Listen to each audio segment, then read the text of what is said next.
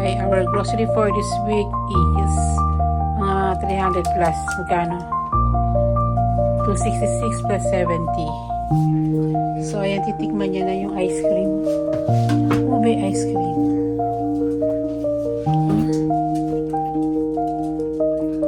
So, ito pinamili ko for this week. Wala na akong Tim Hortons chocolate.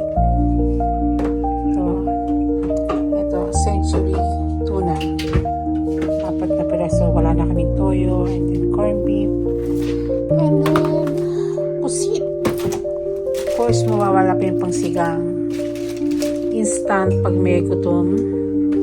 Hindi na kailangan magluto. Instant. Hotdog, 2. And then sausage, 2 na rin binili ko.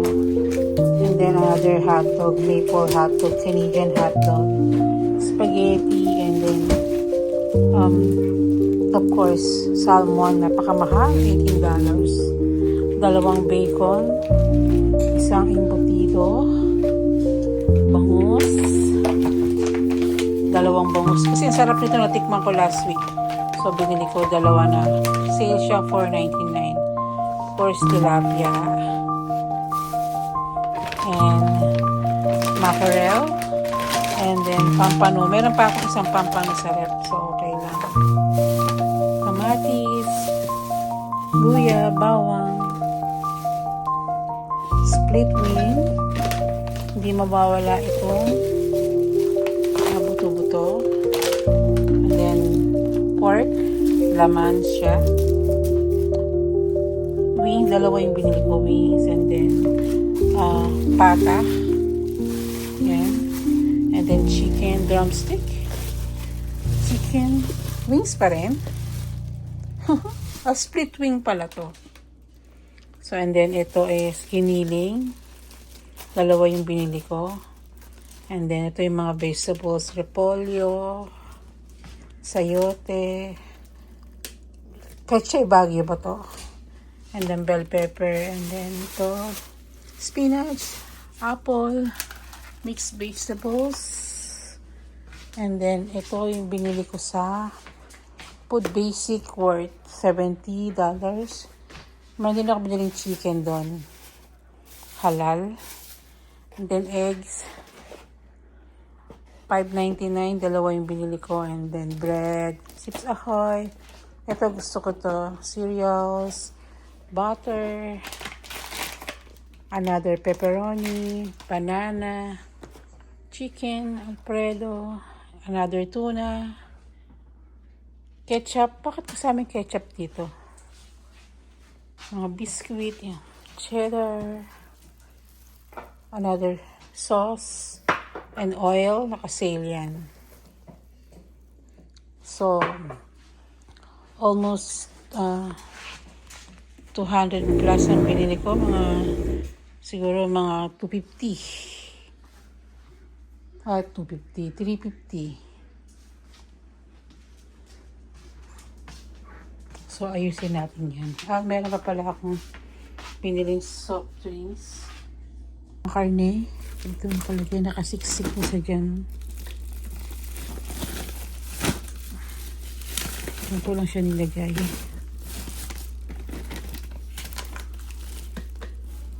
Ito naman mga seafood. Yan the seafood. Yung vegetables dito na rin. Yan. Ito may pampano pa dito. Ayan. Yung binili kong isla dito ko siya nilagay. Yan. And then ito.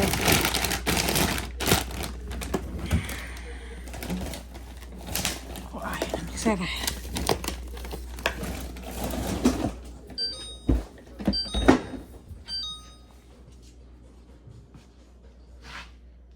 Tagang ko yung stock ko nitong corned beef. Yan. 2 lang kasi ang mahal eh. So, bumili din ako sa Century tuna. Mga 5. 1, 2, 3. Ay, 4 lang pala. 4 for $5. Tapos ito binili ko din tuna. Yung mga hindi na siya lulutuin. Yan, pag gutom or pwedeng ibaon. Yan. Kuha na lang dito. Para pagsawa ka sa pagkain mo. Yan na lang kukunin ko. Ayan. Nakakaloka kasi inflation na yun, no? Hindi ko alam paano ang gagawin, paano magtitipid. Paano ang gagawin sa buhay. Para makatipid. Ayaw masuksok. Ayan. Pinili kong treat si Frankie. Good for 1 month. Kasapal pa. So, dapat ito yung bibiling ko. Ganyan. Ang nabili ko is ito. 4 na ganito. Katatlo. $3. 1, 2, 3. Ito 4 lang ang laman niya sa isang sa isang lalagyan. Ito dapat ang bibiling ko kay Frankie. Yan o. Ay, nako. So, ito yung mga pinamili ko this week. Pinakamahal kong grocery to. Naka $399 ako. So, pinagsama-sama no kasi yung mga shopping ko sa Dollarama at saka sa grocery namin. Saka sa Asian store. So, yan. Sana tumagal tong grocery ko na good for 1 month. Kasi ang hirap mag-isip kung paano mabag-budget ng pera, paano kakasya. Ito ay good for 4 people, 4 kami. Itong grocery ko.